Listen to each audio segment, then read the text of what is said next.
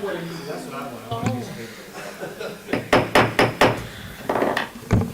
evening. At this time, we're going to call the Amherst County Board of Supervisors meeting to order. Let the record reflect that today is June 15th and the time is 7:00 p.m. Also, we'll show that Mr. Martin will not be joining us tonight as he is enjoying his time at the beach, like I bet the rest of us wish we were. Board, we're looking for approval of the agenda. So moved, Madam Chair. Motion on the floor by Mr. Ayers. All in favor say aye. Aye.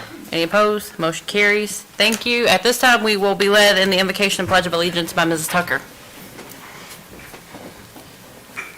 Our Heavenly Father, we come before you tonight. We ask for your grace. We ask for your guidance.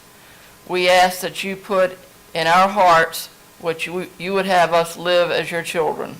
Our Heavenly Father, we ask that you bless our public safety staff. We ask that you bless our law enforcement for putting themselves in harm's way so that we can live safely. Our Heavenly Father, we ask that you bless all who work to support this county. Everyone from our teachers to our support staff to our county administration staff and all who work to make this county better. Dear Lord, we ask that you give us the wisdom that we can have Amherst County set an example of a county that works for all. Let us be a shining light that shows that words have meaning, that we can work together as one body, as one community, so that everybody prospers. In your name we pray, Lord. Amen. Amen. I pledge allegiance to the flag of the United States of America and to the republic for which it stands, one nation, under God, indivisible, with liberty and justice for all.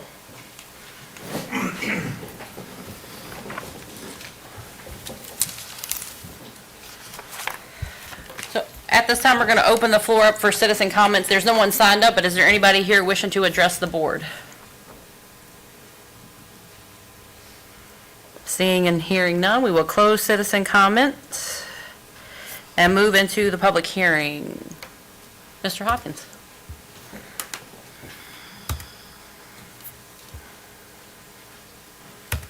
Good evening, everybody. Good evening. You've got in front of you Resolution 2021-0003. Service Authority Board and staff have been talking about this for about 4 or 5 months now.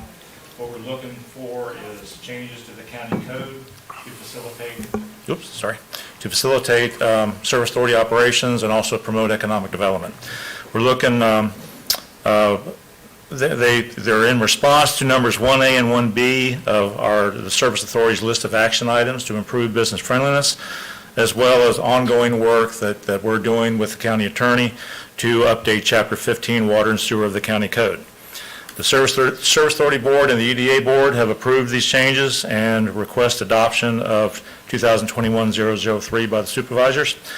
A brief description, Section 15-121 definitions. All we're doing is making some clarifications and adding 2 definitions to clarify some of the other sections in the code. And we're making a change in accordance with business friendliness to change the way that we're supposed to assess availability fees to make it more fair and make it more and to promote economic development, and also it's the way we've always done it. So it's right that it ought to be in the code. Section 15-128 sewer connection fees, we're changing it to include water connection fees, some minor clarification changes, and a change to require new or altered development within the priority service area to connect to the Service Authority public water to match similar code requirements for public sewer. Section 15-129, availability charges, again, some minor clarification changes. And then we want to codify the 4 ways that the Service Authority has always or has historically assessed fees or determined what the fees could be. We look at it 4 different ways, and we always pick the lowest one to assess. And also codifies the assessment of additional availability fees if there is a change, if there's new development or an altered use of a building for which an availability fee has been paid in the past, but there's going to be increased water use. And the last section, 5131, miscellaneous charges, we just want to increase the residential customer deposit for a water or sewer connection from $45 to $100. Thank you, Mr. Hopkins. Board, is there any questions for Mr. Hopkins? Thank you. Thank you. Thank you. At this time, we're going to open the floor up for the public hearing. Is there anyone wishing to address the board in favor or opposed to?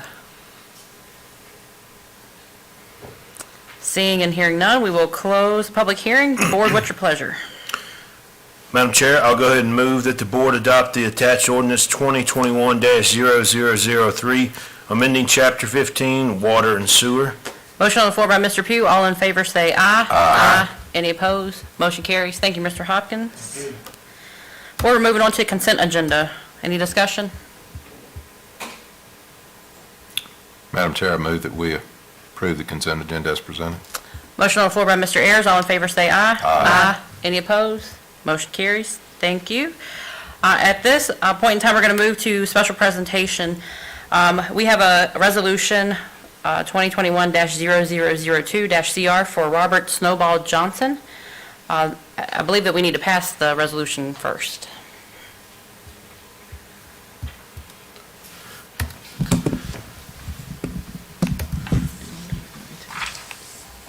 Let's see, 1 second.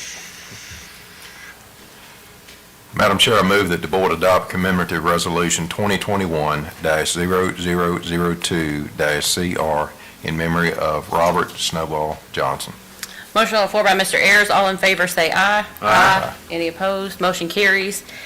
And I do not believe that anyone is here representing Snowball, so we'll just make sure that he receives this, or his family, or Yes, ma'am. someone in the community receives that. And then next we have a resolution 2021-0003-CR for Miss Mary Woodruff. Madam Chair, I'll make a motion that we move that the board adopt a commemorative resolution number 2021-003-CR in memory of Mrs. Mary Woodruff. Motion on the floor by Mr. Ayers. All in favor say aye. Aye. Any opposed? Motion carries. And I believe you're the daughter of Mary, is that correct?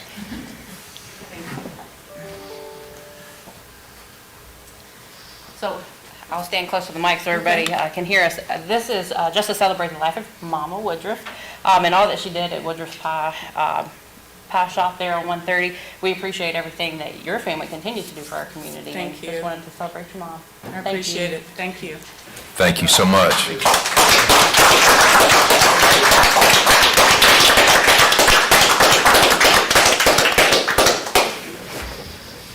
Board, is there anything else that you would like to say for Snowball or Miss Mary Woodruff?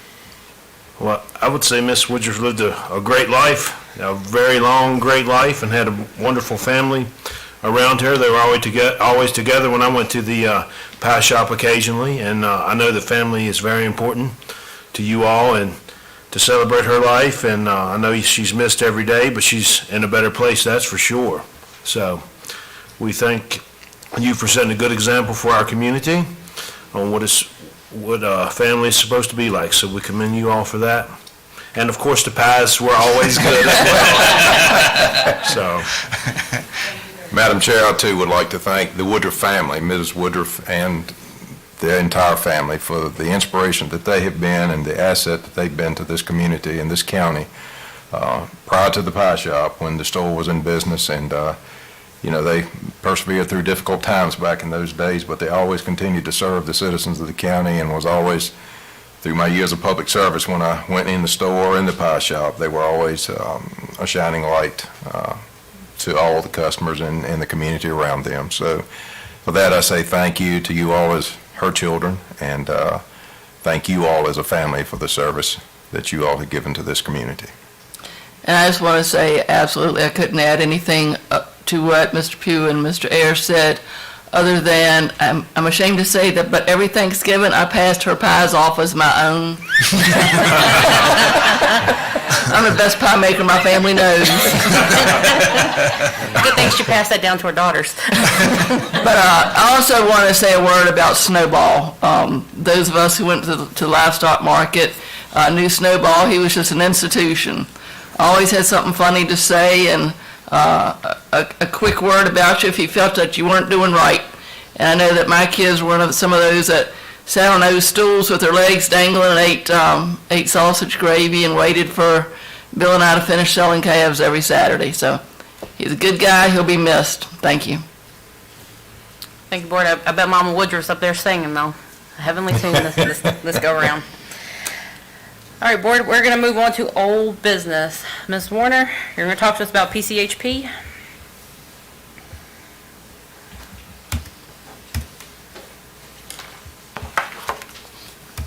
At a prior meeting, the board had directed staff to release an RFP this fall for the county's medical insurance benefits. In the interim, our claims experience has continued to increase dramatically. And in light of this new information, I wanted to come back and seek the direction of the board as to what you would like to do. I did contact Phil Miller at PCHP to ask him if he would hold the rate cap that we were offered during the contract negotiations for this coming fiscal year, if he would hold it open until the end of this fiscal year, the end of this month, which is why I'm coming back to you now. And he did say that they would be willing to hold that open for us. And I asked Brenda Grant, who is our benefits consultant with One Digital, to come, so that if you have any questions about what claims experience means, how it could impact our rates, that sort of thing that's more technical than what I can tell you, that she would be able to answer those questions that you might have. Board, any questions for Linda? Thank you. All right. Would you like Brenda to come up, or? You have any questions? I don't have any, this is, we rely on your expertise and your recommendations on some of the stuff. I'm certainly not an insurance expert. so. Okay. And you did ask that I survey the employees, and I provided you with that information. I didn't want to talk a lot about PCHP as a company. I didn't think that was fair to them in a public meeting, so I provided you that information outside of the meeting. Thank you, Linda. Board, any discussion? I'll move that the board accept the FY 2023 rate cap offered by Piedmont Community Health Plan and renew the county's medical insurance with PCHP for the FY 2023 plan year. There is a motion on the floor by Mr. Pugh. I do want to address the board. I know that when we had the meeting initially, I guess 3 years ago, or about 3 years ago, employees expressed concern with changing providers, and I think that they have continued to express those concerns. At least I've heard a lot of feedback from it.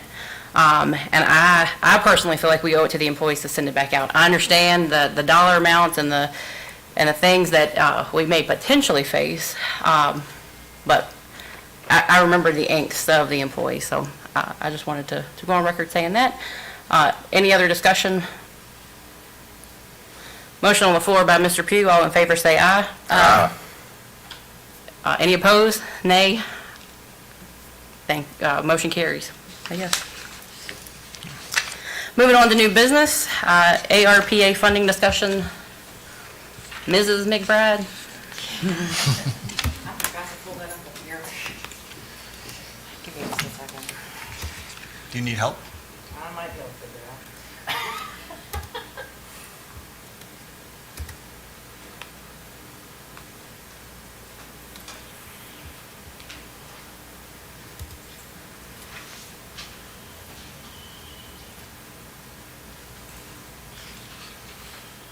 Okay. So, as you all know, we are receiving American Rescue Plan Act funding, and we have actually started the process. So, our timeline has been to certify the funds, which we have done, and we've actually received our first half. It's in the bank. One correction. The July 9th is actually July 16th. So anything I share with you tonight is still under preliminary guidance. Everyone is having the opportunity to comment back on the guidance, and they have to have it into the U.S. Treasury by July 16th. So I expect additional guidance after that. This time, as opposed to the CARES Act, We'll have to do a little more reporting because we're going to be reporting straight to the federal government and not to the state.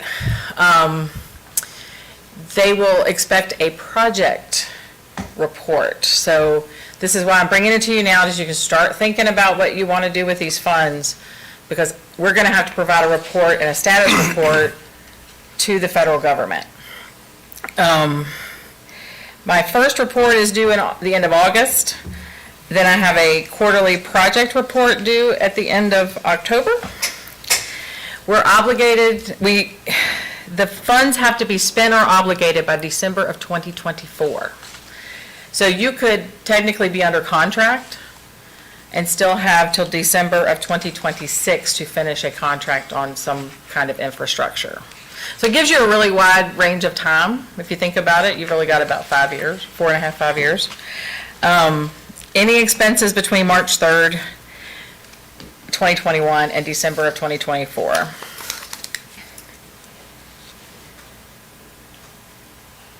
So this is the high version of what it covers right now. Very similar to the CARES Act, it covers public health response. So anything public safety related, vaccination clinic costs, that kind of thing will be covered. This time they're addressing the negative economic impacts of COVID. So we could help businesses, tourism, travel, those kind of things that have had a negative impact from COVID. We, as a public sector, could possibly get revenue replacement.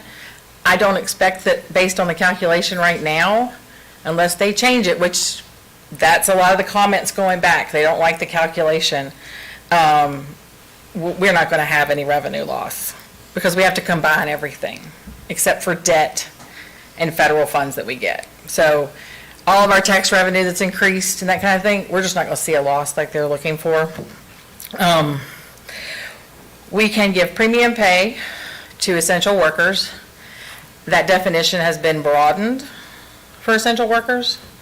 And premium pay is up to $13 an hour extra. And then the big one is the water, sewer, and broadband infrastructure. So those are the main categories they put out there for us.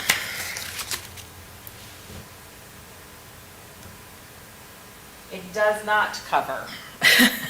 We cannot use these funds to match any federal grant programs or that we would possibly get in other areas. Say like USDA funding for water and infrastructure, we can't use these funds to match those federal funds.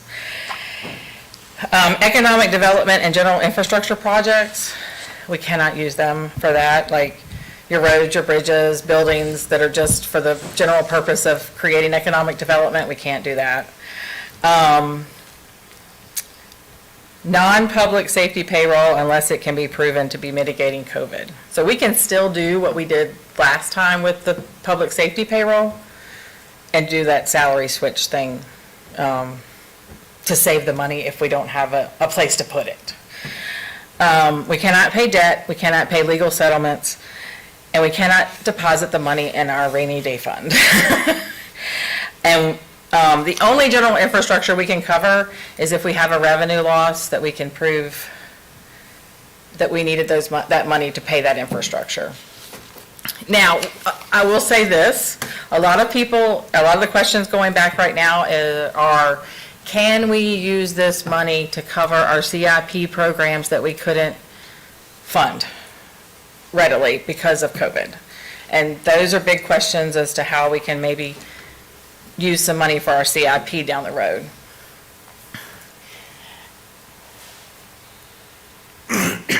So the key items are that we have the first half of our funding. The guidance is still interim.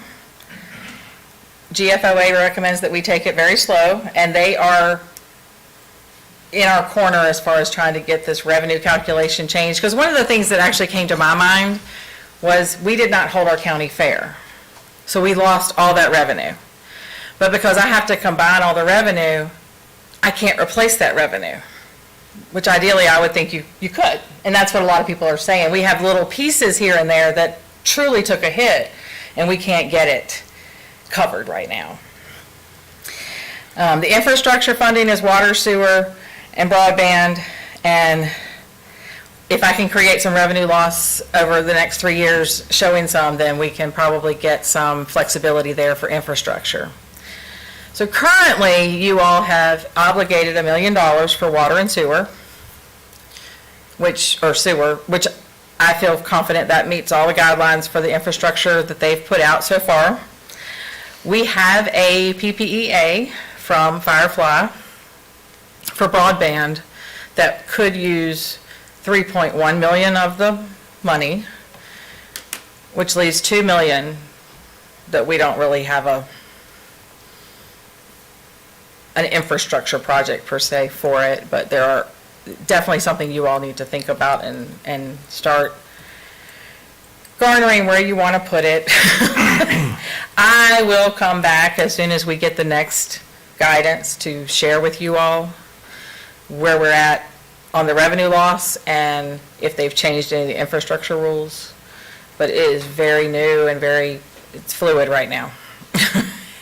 But I did want to let y'all know where we were as far as, we do have the money in the bank. So we can get started if we want to, and we can start working on a project list when you all are ready.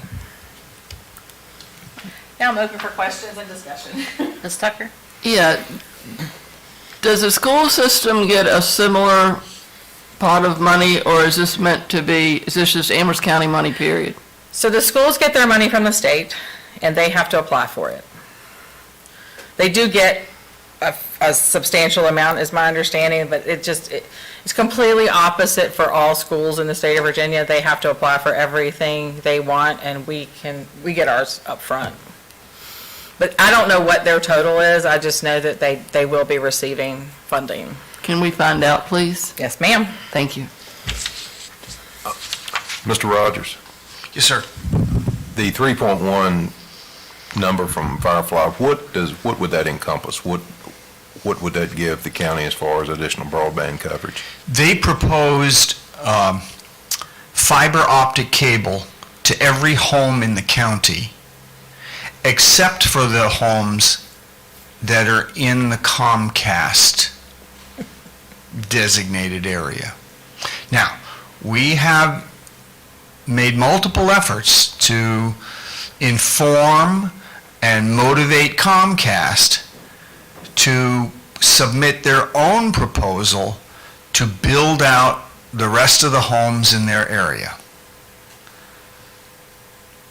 Because, in theory, we have $2 million that are not designated for anything yet. And so the thinking is, if Comcast could finish building to the end of streets or get the next street over and increase their customer base, that way we could reach 100%.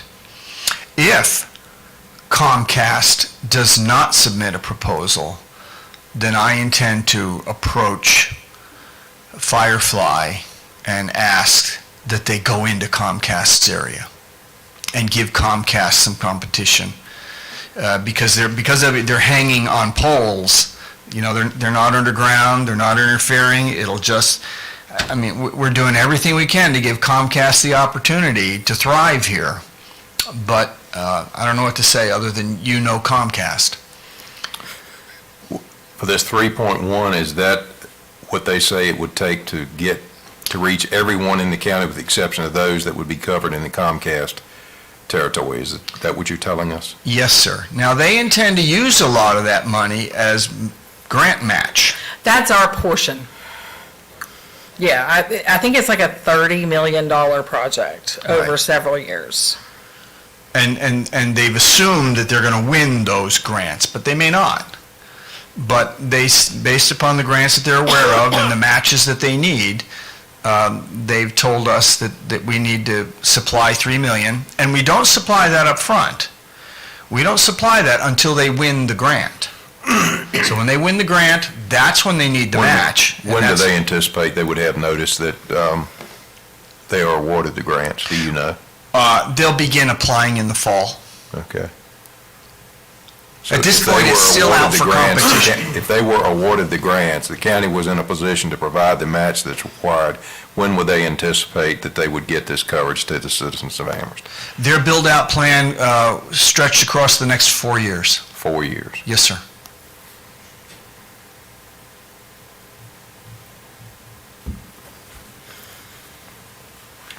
Well, my feeling is if we're looking at fall of the year for application, probably after the first of the year, they would receive a preliminary notification probably on the award, which I think broadband is a big push right now for the nation as a whole. And they are moving forward on other areas. I mean, They they've are already moving- received. They are really moving forward in other areas of this Yes, sir. county, especially out Ms. Tucker's way. They are moving Right. forward. They They're have not already playing- received. They're not playing. When they tell you they can get it to you, they can get it to you. Yes, sir. They've already received RDOF money for much of the county. Well, they probably won't in Creek. Well, And so, Well, I hope they can do something. A lot of people in my district, the Comcast is in the district, but a lot of people are not served by Comcast. It stops. I guess there's not enough houses for them to technically extend it. So I'd like to see something done in that area of the county because it would only be fair, I would suppose. The other thing is, I think it would be a good idea. You do have, I know we have the $1 million, but basically we did a trade-off with the service authority because we had been funding the service authority. So we did a trade-off basically with that money. But if there are water or sewer infrastructure projects that are replacing old lines that are going to need to be replaced very soon anyway, it would be a good idea for us to have maybe a list of projects to go just in case we decide to do something else. Because I know a lot of our infrastructure is aging. I know we talk a lot about, we need to expand, but, one of the biggest problems is we need to actually take care of the infrastructure we have because many of it's 60, 70 years old and will need replacing shortly. hopefully, the Service Authority will submit some projects that you all can consider for that funding, because that qualifies. Well, Mr. Hopkins is here, so he hears The invite. yep. Mr. Hopkins, I will send you an email telling you which guidelines they're using. I can't remember right off the top of my head, but there's some federal, I want to say clean water, something, and another one that they're using as their guidelines. So I'll send that to you so you know which projects will fit. I'm also talking to the legal representation for Aqua Law and McGuire Woods. I've got a email presentation, PowerPoint presentation President Brian did for VML. I'll get that to you. Essentially, anything that would qualify, any project would qualify for state water revolving funds. Correct, yes, that was the other one. I just couldn't, thank you. I couldn't remember, I see too many of those things in my world. Yep, and I know we have a problem, the bank stabilization down there. I don't know if any of that project would be covered by, this money, but that certainly is, that's something that's going to take a lot of money to repair, and that's the backbone of the sewer system, so. I'm working on this right now. Yes, sir. So just keep your thoughts going, and as we move forward, I'll keep bringing you more information, but I kind of wanted to give you an update since people out there know we are getting the money, so we want to start thinking about what strategically we can do with it. Any other questions? Thanks, Stacy. Thank you. Up next, the County Administrator's Report. We got the Social Services Board, Mr. Ross. Yes, ma'am. The term of Leon Parrish expires at the end of this month. We have advertised for his replacement, and the only response we've gotten is from him. He would like to be reappointed. And so I need the board to reappoint him or direct us to keep looking. Being a member of the Social Services Board, Mr. Parrish is a valuable member. He wants to serve, and that's the biggest part of it, so I'm willing to make a motion that Mr. Parrish let's see here, Reappointed. reappointed, yes, to the Social Services Board. Motion on the floor by Mr. Pugh. All in favor, say aye. Aye. Any opposed? Motion carries. If you'll inform Mr. Parrish, Yes, ma'am. he's good Thank to you. go. Thank you, I was lost for words there. The next item is just for your information. It's your quarterly update on upcoming vacancies. On the Planning Commission, there are 2 seats that expire at the end of this August. Ms. Gamble's seat for District 2 and Michael Martineau's seat for District 1. And we'll be sure to mention that to Mr. Martin.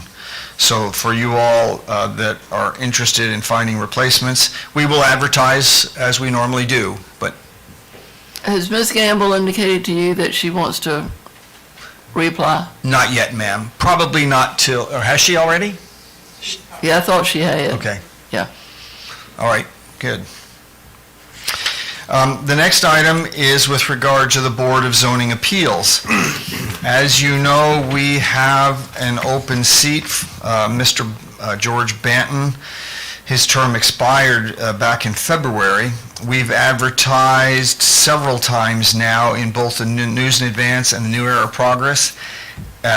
We then took a month off and re-advertised again, and we, as of the closing date, which was June 1st, we have not received any expressions of interest from anyone. So at this point, what would you like us to do? Wait a while and re-advertise again? What are our options if nobody applies? Well, the board convenes when an appeal is filed, and there aren't that many. But this is a position that's also, I believe, is it appointed by the circuit court? Yes, and ours is just a recommendation. The folks in planning and zoning and building permits continue to shake the bushes of the people that they know in the industry to see if they would be willing to serve, and we will continue to do that. So until we have a case for them to resolve, we're safe. All right. But we're- I don't think continuing to advertise over and over again is a good way to spend our money. We could just hold off for a while, and if we do get a case, I guess we'd be Scrambling. but I mean, we're already scrambling, and there is no case. Is it a 5-person board? 7? It's 3. 3? Oh, 3. Oh, is it? It is 5? Okay, I'm sorry. I'm mixing that up with the other. It's a 5-year term, 5 members. And we're down to 4. Can they conduct business with only 4?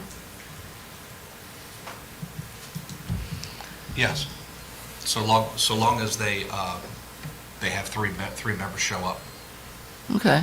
So worst case, if we have, something comes before and we only got 4 people, we have 4 people and they rule on it.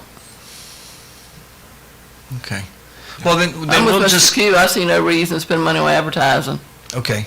Then we'll continue to press our networks Okay. to find, because we do, often citizens come forward that want to serve in some capacity or another, and this is a good place for someone to cut their teeth. Yeah, I understand not advertising on, or in the newspaper and so forth, but anything that we can do to advertise for free, such as Facebook or social media, we probably could continue to do that. And we keep it on our website, don't we? Yes, Okay. and we'll just add it to, there's a lot of Facebook things we put out on a regular basis, and we'll add this to one of our regular ones. Okay, the next item is the question of whether you want to hold the 6th July meeting. The 4th of July this year is on a Sunday, so Monday, the 5th, is a holiday. Depending upon where the 4th has fallen in years past, you have canceled that meeting. I need to know whether you all want to go forward with a regular meeting on 6th July, or you want to cancel that meeting. I have checked with staff, and there are no matters pressing for that meeting that we can't pick up at the next and defer. Well, I know the Service Authority has canceled their meeting, so I'd make a motion that we cancel the July 6th Board of Supervisors meeting. Motion on the floor by myself. All in favor say aye. Aye. Any opposed? Motion carries. Thank you for bringing that to our attention, Mr. Rogers. Yes, ma'am. Another item just for the board's information, starting tomorrow morning, I'll be gone for a week, and I'll be back next Thursday, back in the office. The last item is with regard to our recently acquired VRA bonds. One of the requirements is that there be an authorized representative appointed to draw the funds down, and so it's proposed that you all appoint me to do that.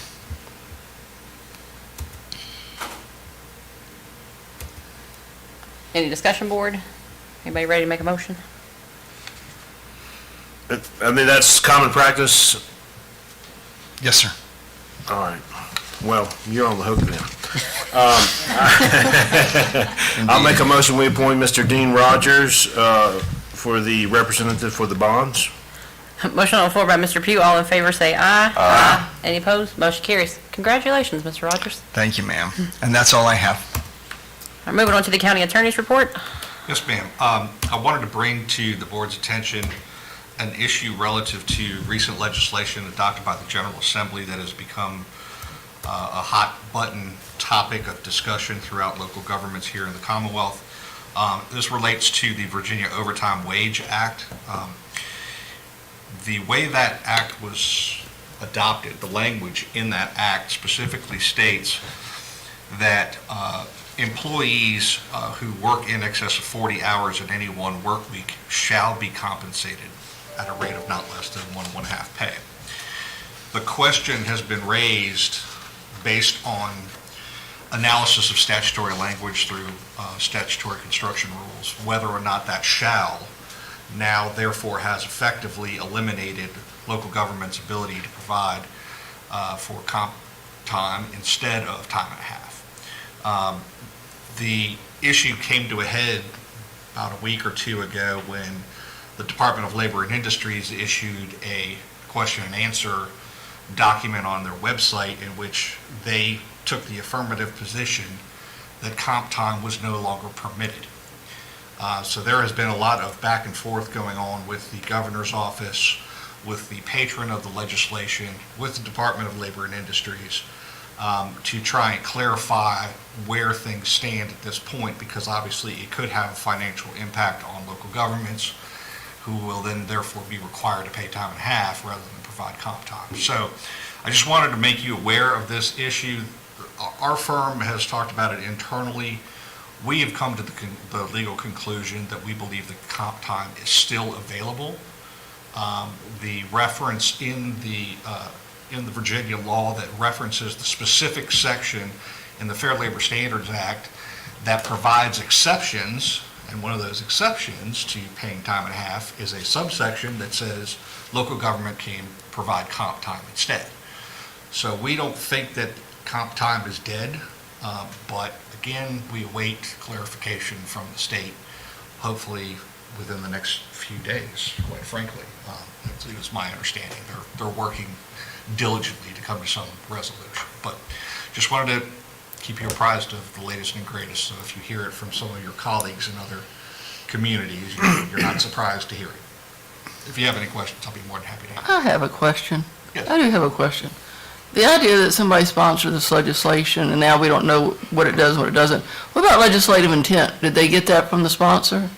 Well, my understanding is that both from the point of the patron of the legislation themselves, as well as any budgetary analysis of the legislation, it was never contemplated that comp time was to be disposed Right. of. So that's why we're pretty comfortable from a legal perspective saying that we really believe that comp time is not gone and dead. But because the Department of Labor and Industry put out that answer that said we believe that comp time is no longer permitted, there's this competing debate going on, and they just need to clarify where they stand. Quite frankly, it would be my humble opinion that if they took the position that comp time was no longer permitted, that localities would certainly have a legal basis to fight that. I'm not going to beat a dead horse. You'll figure it out when you figure it out. But Virginia's a legislative intent state. Yeah. So if that was the intent, it looks to me like a regulatory body just got out ahead of it and wrote guidance, didn't know what the heck they were doing. You could be very well correct on that, and I have a feeling the Attorney General's office is having a lot of discussion with that particular attorney that is appointed to cover that department. I mean, imagine the impact that would have on a county like Amherst. Yes. Anyway, Yes. we'll await your opinion. All right, thank you. Thank you. Any other questions? Well, thank you, Mr. Popovich. The liaison and committee reports are just there for information. Up next, we have departmental reports with Ms. Zavara on the software consultant contract.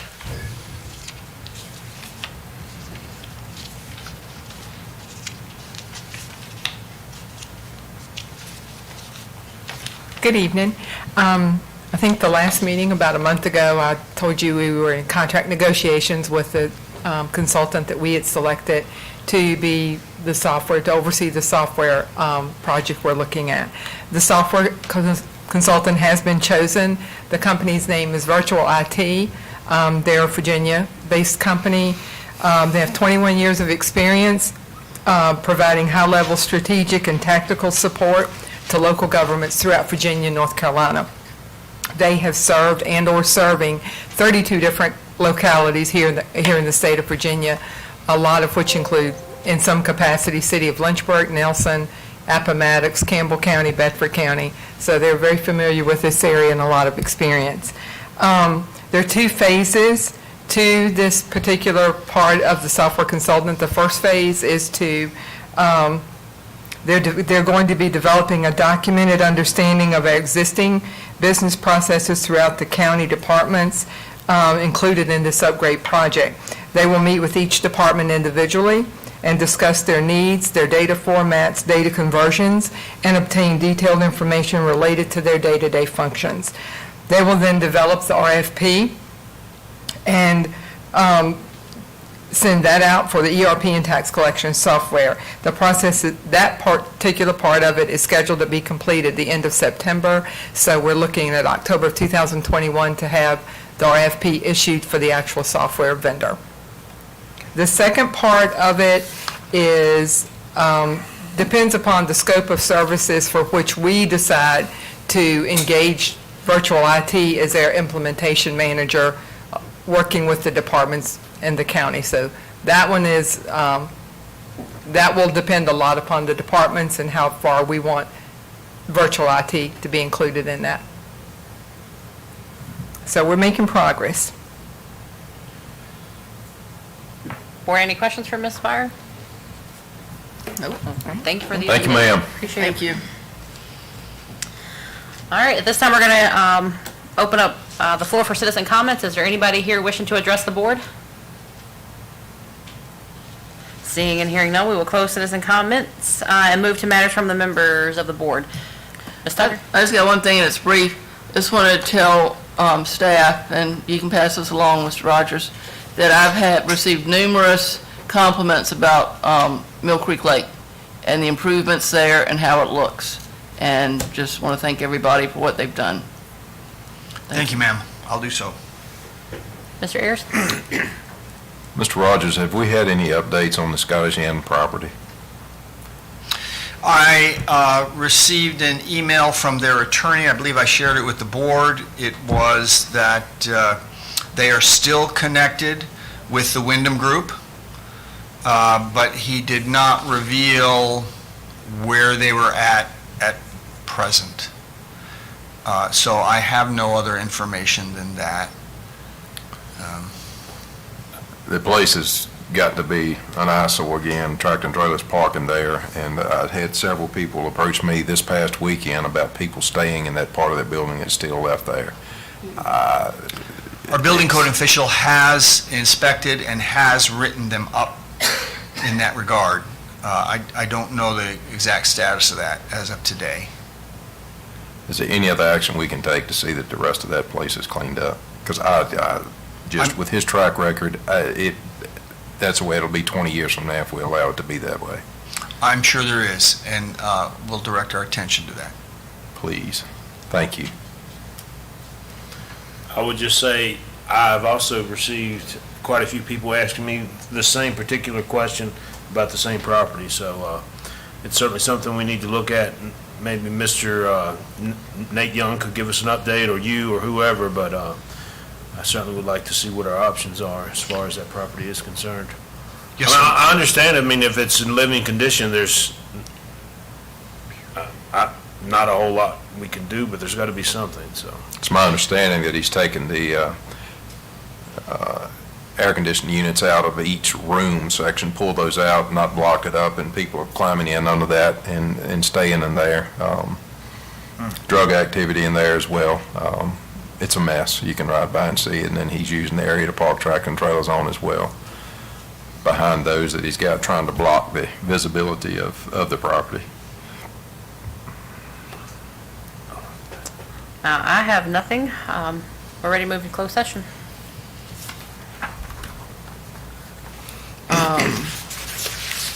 I make a motion to take the Amherst County Board of Supervisors into closed session. I move that the Amherst County Board of Supervisors convene in closed session pursuant to Section 2.2-3711A3 of the Code of Virginia 1950 as amended for the purpose of discussion or consideration of the acquisition of real property for a public purpose or of the disposition of publicly held real property where discussion in an open meeting would adversely affect the bargaining position or negotiating strategy of the public body. Motion on the floor by Mrs. Tucker. All in favor, say aye. Aye. Any opposed? Motion carries. At this time, we'll move into closed session.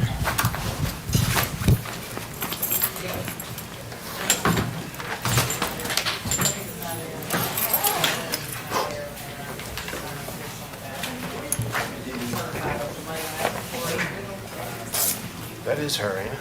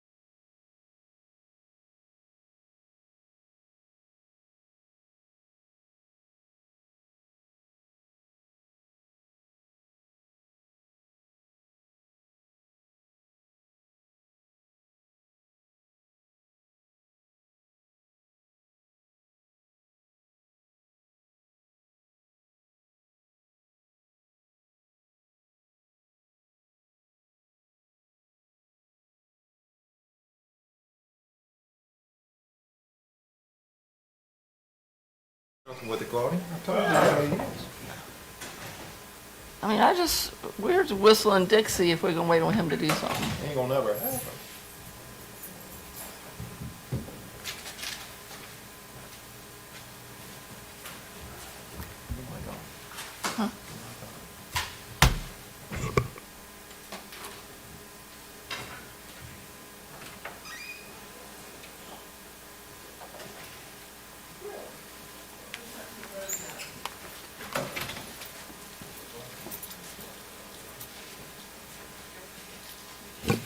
Ms. Tucker, are you ready to bring us out of closed session?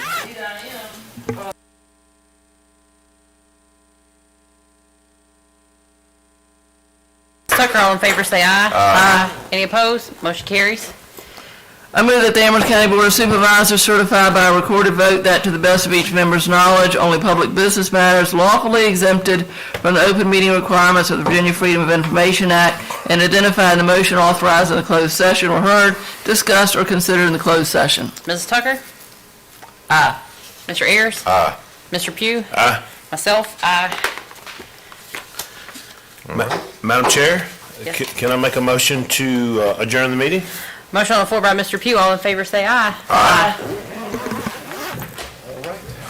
Thank you, everybody.